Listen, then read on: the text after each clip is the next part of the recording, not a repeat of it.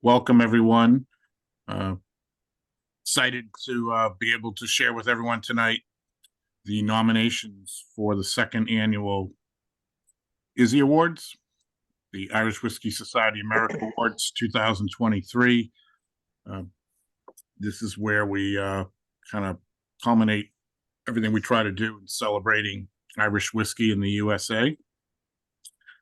So this second year of doing this, we've got a lot of new exciting categories, a lot more breadth in terms of the nominations and coverage within the Irish whiskey industry. So a lot of new faces. This should be pretty exciting when we get to the voting period. I'm looking forward to seeing what people ultimately choose as their favorites in some unusual categories for those that may have taken part in the nomination process. So let me just take a few minutes as we get going to explain a little bit about what the actual Izzys are. And so for those who don't know or haven't figured it out, Izzy is just an abbreviation for IWSA, kind of like Grammy, Emmy, Oscar. You have it. So that's what the Izzys are. It's not named after a person or anything. So an Izzy is just the name we gave to the awards. The Izzys, though, are fairly unique. So a couple things about it. One is that this is not a tasting event or contest. So a lot of awards that are being announced are determined through blind tastings and expert voting and what have you. This is a little bit different. It's more of a people's choice type award. So it gives everybody a voice, allows you to vote for your favorite. So you could argue it is a popularity type contest, but that's just how we do it. A little bit too large of a country to try to do it as a tasting type event. But so this is a the ability to allow Irish whiskey fans to have a voice to indicate who they like. Couple other things to be aware of as part of this, though. As we go through the categories and you see the nominees, you may have a couple questions like, geez, I'm surprised that, that particular whiskey wasn't in there, or, why isn't this whiskey in that category? So a couple, rules, I guess you could say. One is the Irish whiskey needs to be sold in the USA in order to be eligible. So I know a lot of people acquire bottles that are new or available only in Ireland. So those are not, you're not going to see those in, at least if they haven't been available, through say the beginning of November in the States. As more come to the States, the pool of available and eligible whiskeys will expand, for next year, for example. The other stipulation that I put in was that an Irish whiskey can only be nominated in one category. So if it's nominated, for a particular thing, you won't see it duplicated. And really part of this was just to try to expand participation and allow more of the whiskey makers to be involved in this and expand kind of just the overall reach. So you won't see, for example, a Redbreast, which is arguably one of the most popular whiskeys in the world, dominate and win 3 categories, that kind of thing. The other couple things to be aware of as we go through this, there are the top 5 nominees in each category will be listed.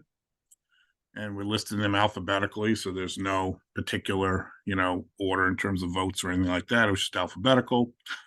And we'll talk at the end as well about, after the nominations are revealed, about the voting process, the period of voting, how to do it, the announcement of the favorites event that we're going to do in January, which will also provide whiskey samples of the favorites. So we'll talk more about that on the back end. But so kind of having said all that, why don't we kind of dive right in and go to the first category.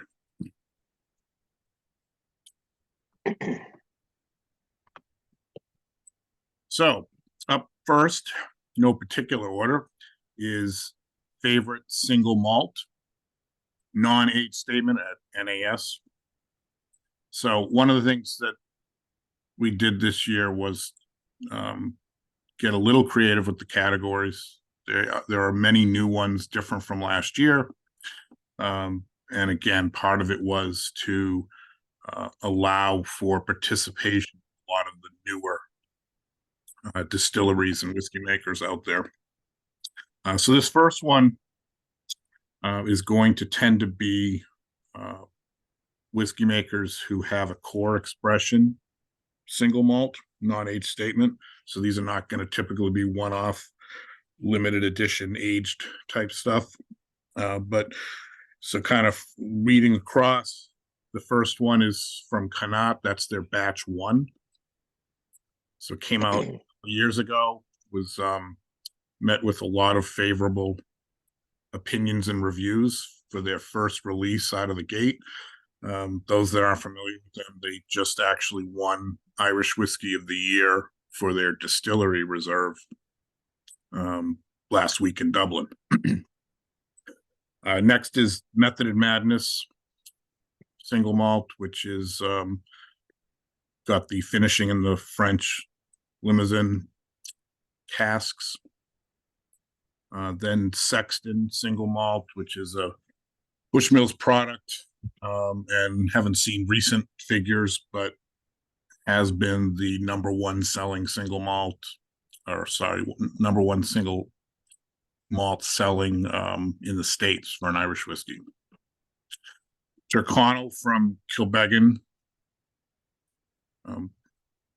And lastly, Waterford, their cuvee, which is a vatting of a lot of different farm single malt. So quite a variety, different distilleries, different finishes. So it should make for an interesting competition to see. I know a couple of these sell really well. A couple of these are a little bit newer and have cult followers. So it'll be interesting to see how the voting comes out for this. And I'll just kind of keep going through, and then, again, we can talk more about some of the selections maybe at the end. So the second category is, this category was part of the awards last year. Obviously, these are 5 new nominees because this is favorite new Irish whiskey released in the USA this year. Now, some people might be looking at this and say, well, geez, Dingle single malt's been out for a few years, but it didn't actually enter the States until this year. Same thing with the Writer's Tears Redhead. That's been available for several years, but you couldn't get it in the States. So both got distribution deals kind of coming out of COVID and became available fairly widely in the States this year. The other 3 entries, Dublin Inc. is a slightly higher ABV blend, sourced whiskey with a sherry cask finish. For Cullen Falls was the first release to hit the States from the Powers Court Distillery, blend that includes some of the distillate, their own distillate for the first time. And then finally, North Cross, which is a sourced blend from Great Northern. So those are the 5 that made the cut for newest Irish whiskey release in the States. And this is always kind of, for me, an exciting one to, see what's going to be coming next as the year is about to wrap up, and to see who's going to be bringing new product to the States next year. So when we do this again for 24, we'll have 5 brand new entries again in this one.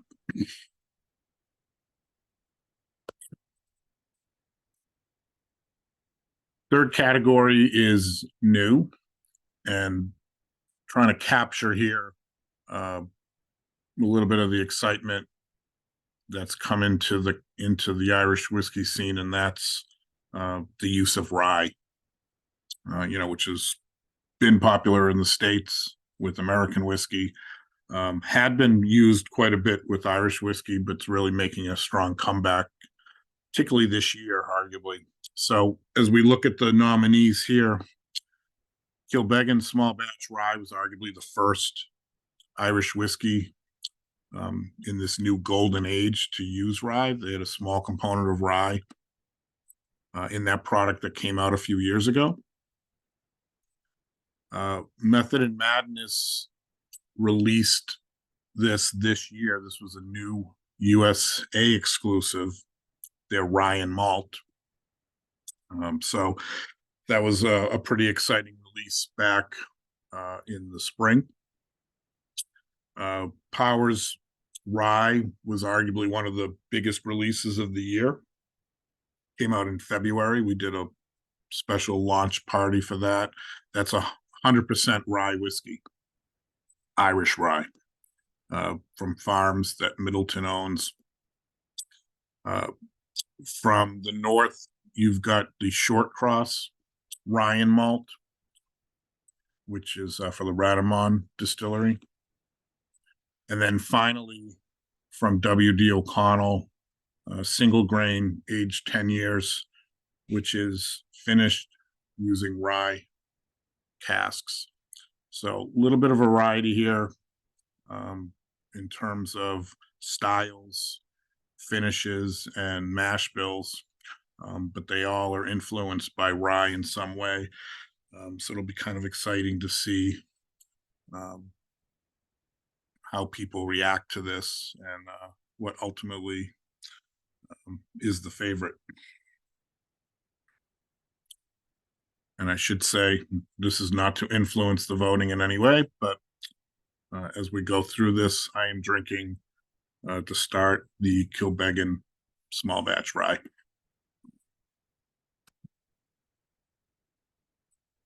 Next category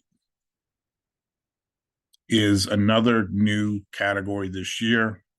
And again, what we were trying to do with this was to recognize, all the new distilleries that have come on the scene. There are certainly the larger players like Middleton and Bushmills, Cooley, Kilbeggan, Teeling, but we wanted to recognize some of the newer distilleries. So the top 5 vote getters for the newer distilleries that are less than 8 years old. First is Boan, which people might be familiar. They have the Whistler range of Irish whiskeys here in the States. They're also doing a lot of really exciting things with heritage pot still mash bills that'll be coming on the scene soon.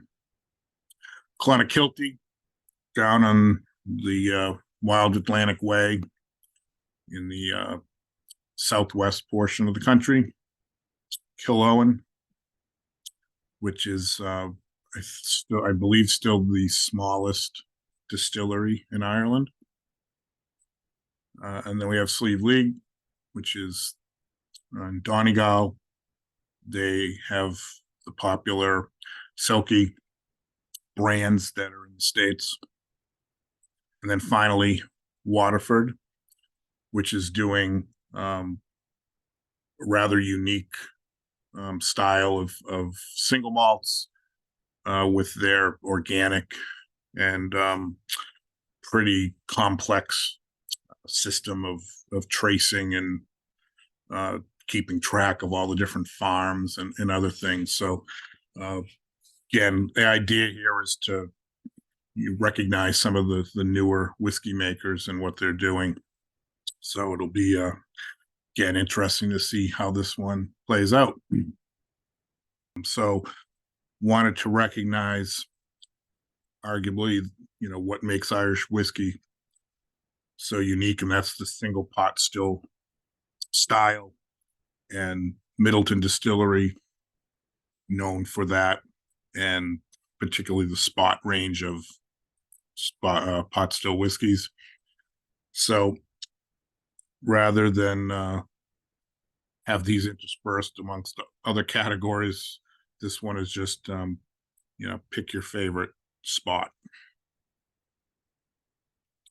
So from this we have Blue Spot, 7-year-old cask strength, the traditional Green Spot non-age statement, then the Green Spot that's finished in the extra Layerville Barton winery, Red Spot 15-year-old, and then finally the Yellow Spot 12-year-old. So again, different age statements, wine finishes. I know a lot of people are familiar with the spot whiskeys. Everyone kind of has their favorite, so it'll be interesting to see how this plays out. Again, there are other spots that other green spots, for example, some limited editions like Gold Spot, which was a limited edition. But again, these are the top nominee vote getters. If you're wondering why you don't see a particular one here. Okay.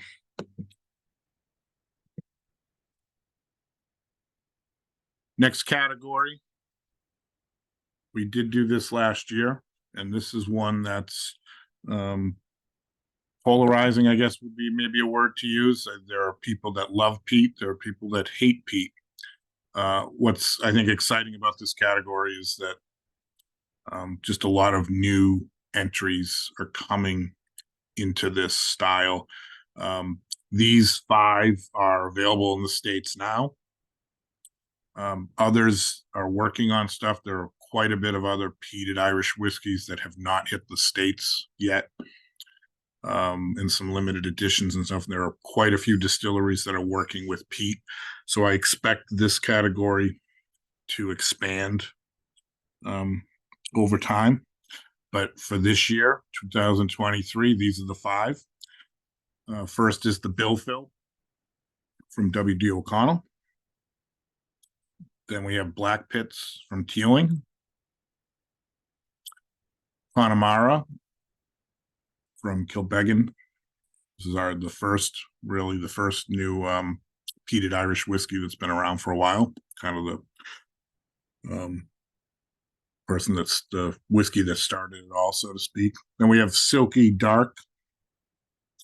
So there are various Silkies with different peat components. The Silky Dark is in this top 5. And then finally, the 3 Crowns from Dunville's and the Ecklinville Distillery. So we have some single malts and some blends. But again, all using some component of peat. So I'll be curious. I think last year, a lot of the ballots, people didn't vote in this category. So again, polarizing. And I think a lot of people that are big into peat probably would look at this and might say, where's, again, some stronger peat type of whiskey that maybe they get in Ireland. So I would say just keep those keep the comments coming on that, and we'll keep pushing to get more and more product into the States. All right, this is another new category this year, one that I particularly like. A little bit different, so we try to be a little different, a little unusual. But this is favorite bottle and label design. So it's not looking at the liquid in the bottle per se, but more the style of the bottle or label. With a lot of the new distilleries and whiskey makers, it's really tough, particularly in the States, to get on the shelves, because there's such a presence of some of the, particularly with bourbon, and then so you're trying to crack the small Irish whiskey section on the shelves here. So having a prominent bottle or design can really help to have you stand out and get noticed. So I think then once people do try the liquid, they realize they really like it. And I think of these, in addition to having some cool bottle designs, all of these are quality products. So first up, we have the Limavady single malt. It's a single cask. It's a fairly unique bottle design. It's slender, and it really works with the glass. It's got an interesting, not a traditional cork. So those that have seen it, it doesn't have a lot of label. Kind of packs it all into a smaller space and lets kind of the glass, embossed glass of the bottle do the work. And so you can actually see the liquid. The next one, Lost Irish, it's kind of the opposite. The dark glass, so you can't really see what's inside. What's inside is a fairly complex blend of a lot of different finishes and styles. But it's a really cool bottle if you've seen it on the shelf with the kind of raised glass label of the name. McConnell's, this is their traditional blend, the green label. And again, there's a lot going on with their bottle. Kind of the carved glass at the bottom, kind of a cool label that pops, and then the addition of the Belfast kind of metallic emblem at the top, and again a slender bottle. So again, trying to differentiate from a lot of maybe more the traditional squat bottles that had been dominating in the Irish whiskey area. Roe & Co. Again, a different or unique bottle shape with embossed glass. And then finally, Slane, their traditional blend, another dark glass bottle with quite a bit going on. So again, different colors, some clear, some colored, but all pretty unique. So again, trying to have a little bit of fun with some of this stuff, and recognize some of the makers out there that are putting a little bit of extra effort into the packaging as well as the liquid.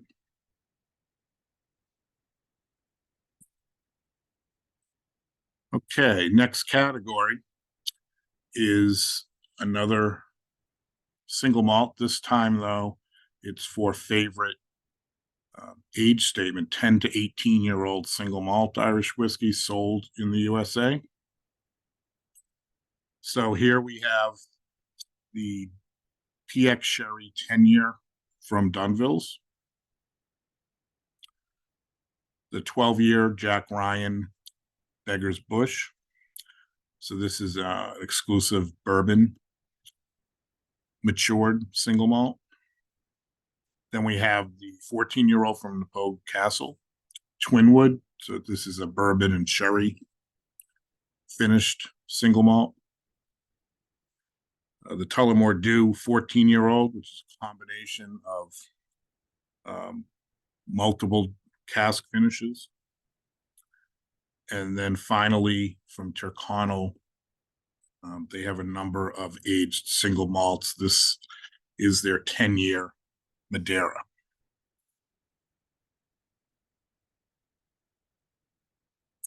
So this is an area too where it'd be interesting to see as we progress. Obviously, there's not a ton of aged stock out there, with the vast majority of distilleries young. And a lot of the aged single malts that do come out tend to be limited releases. So you don't see a lot of core expressions, so to speak. All right, so now we're going to get into a couple of unusual or unique stuff. So this next category is favorite limited edition, again, sold here in the States. So these five, some of you may have seen, may not have seen, or even heard of, but you can find them if you search hard enough. I realize a lot of stuff, some people might argue, depending on what state you live in, everything to me is limited because we don't have a lot of distribution. So I guess we're working on that. But if you live in one of those states, you probably know how difficult it is for some of these whiskey makers to get into the state and then get on the shelves. But in any case, the five that are nominated this year, the first, if you hail from Pennsylvania, is a Pittsburgh Steeler collab tie-in from Dubliner. The second is from the Middleton Distillery, a Green Spot Whalesgate. So that came out just this year. It is available if you can find it. But once it's gone, as they say, it's gone. The third is a Killowen USA release that was pretty interesting, a Baron tool with a cognac finish. Fourth is from Teeling. This is the second release in their Wonders of Wood series, and it's a single pot still matured in Portuguese oak, virgin Portuguese oak. So it's going to give some rather unique flavor profile. And then last but not least, exciting to see this. This is the first nomination in the Izzys from Tom and Gate out of Limerick. And this was a US exclusive release through retail in California. And it's their single malt ruby port. So realize that some of these, a lot of people may not have had the opportunity to try. But thought this was an interesting category to introduce this year. Get some of the rare or more exciting releases that came to market recognized. Next category, kind of go back to, so we were just looking at rare, limited stuff. Now we're going to look at more widespread, available from one of the Blue Bloods again. This is Bushmills Distillery, obviously favorite Bushmills. So there are a lot of Bushmills fans. Now I'm going to make you pick which one you like the best. So there are other Bushmills within the product range, obviously, but the five that are in the nominations, the Black Bush blend, heavy 80% single malt blend, sherry finish, great value and quality blend. Everybody should have on their bar.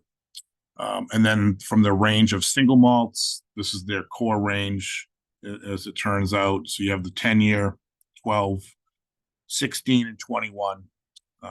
And you've got different finishes on each. So you've got bourbon, then you've got Marsala, you've got port, and you've got Madeira. So again, everyone has kind of, I think, a favorite amongst the Bushmills. So similar to what we did with the spot pot stills, we're going to kind of make you choose.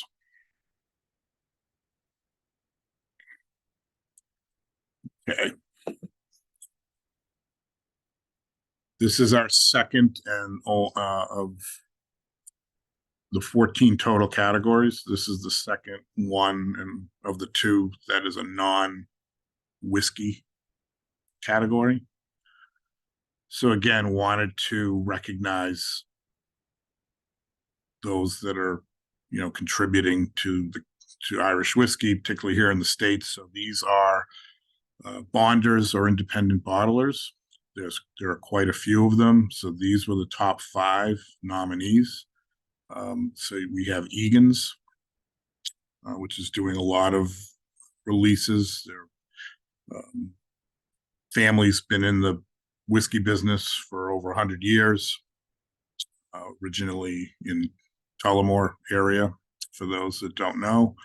Then we have Jack Ryan, again, another legacy family, been in the business for over 100 years. They have a bar in Dublin, and they've been doing releases. We did an event with them about a month ago.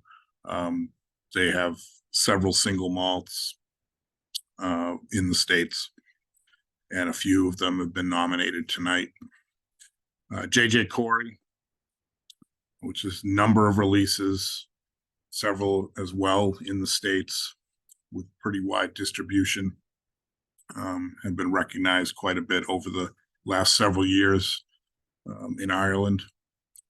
Then we have Walsh Whiskey, which is the family behind the Irishman and Writer's Tears range of products. And then finally, W.D. O'Connell, which has 2 nominees tonight amongst the whiskeys.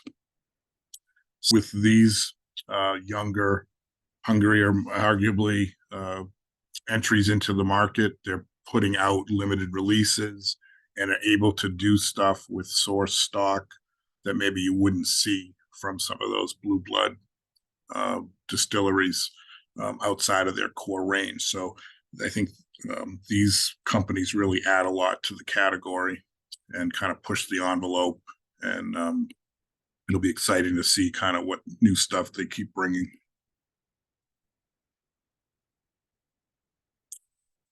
All right, wrapping up, a couple more categories, I think. So we're back to the whiskeys. This is another particular favorite of mine. It's the favorite unique or unusual finished Irish whiskey sold here in the States. So somewhat subjective, but I think a way to think about this would be typically, I would say 80% of the whiskeys, maybe higher, that you see on the shelf are matured in bourbon or sherry or both.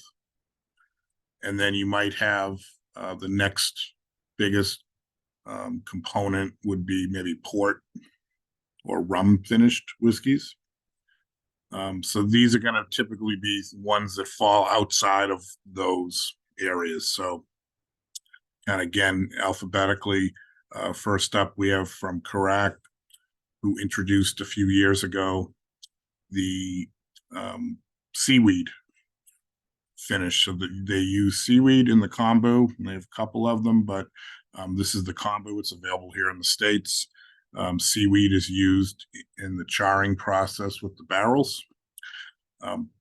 Creates a very unique flavor profile. Second up, from Method and Madness, is the Japanese chestnut. So again, chestnut provides a different flavor profile from oak. Third is San Patricios, which is a 7-year single malt cask strength with a tequila and mezcal finish. Then we have from Two Stacks, another cask strength blend that's been finished in apricot brandy.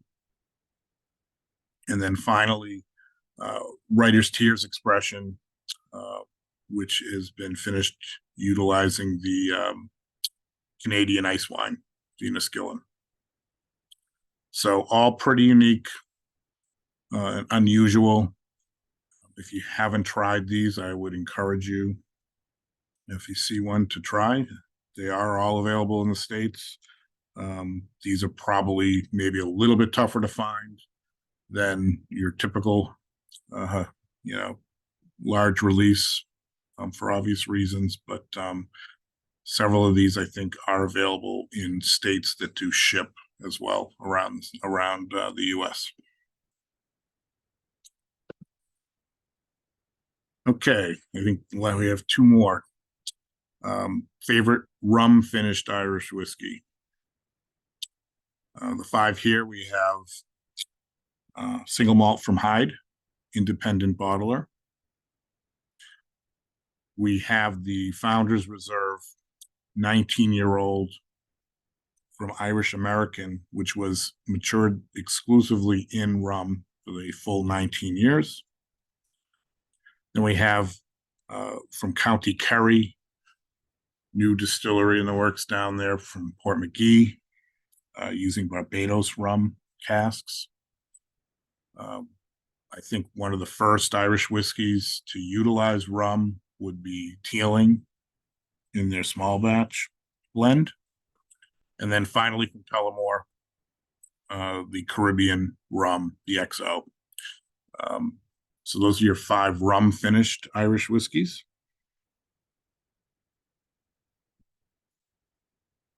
And then the last category is favorite cask strength Irish whiskey sold in the U.S. So here we have Irishman, which does a annual release cask strength version. Then we have Raglan Road, which is a 5-year single malt from Jack Ryan. Then we have the Killowen 5-year again single malt. This is the rum and raisin version. Two Stacks. So this is their second nomination tonight. This is their traditional mash bill blend with that cask strength without any additional finishing.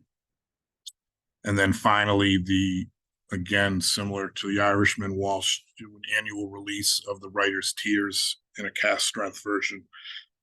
So those are your five cask strength available in the States that are nominated this year. And that represents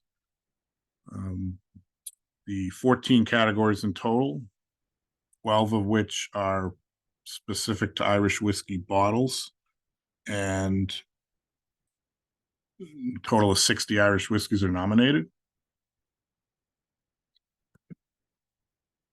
So you're going to see, we're going to put together the ballots that'll have all these categories with the 5 nominees laid out. The ballots will be sent out to all the members.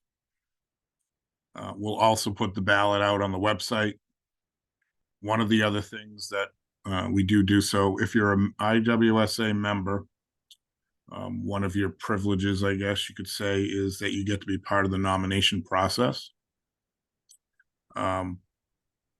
We do, however, allow voting outside of the membership. So we do let the ballots will be available. So anybody who's not a member who would like to vote, we do welcome all participants. We're trying to, again, our tagline is celebrating Irish whiskey in the USA. And this is one way that we try to do it. So the more people that are involved, the better. The more people that can give their opinions on stuff and participate, the better.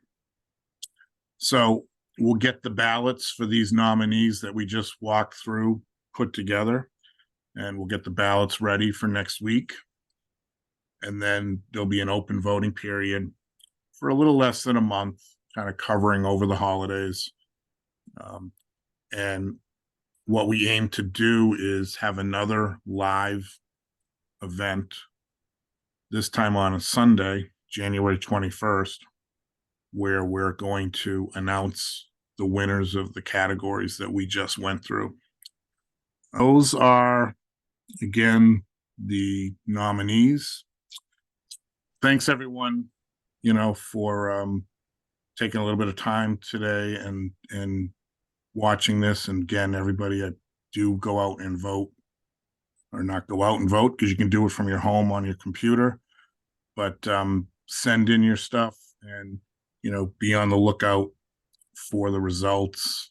We'll be putting the event video for the results. If you're not able to attend that live event, we'll be putting that on the YouTube channel at the end of January as well, so you can see ultimately who the favorites were.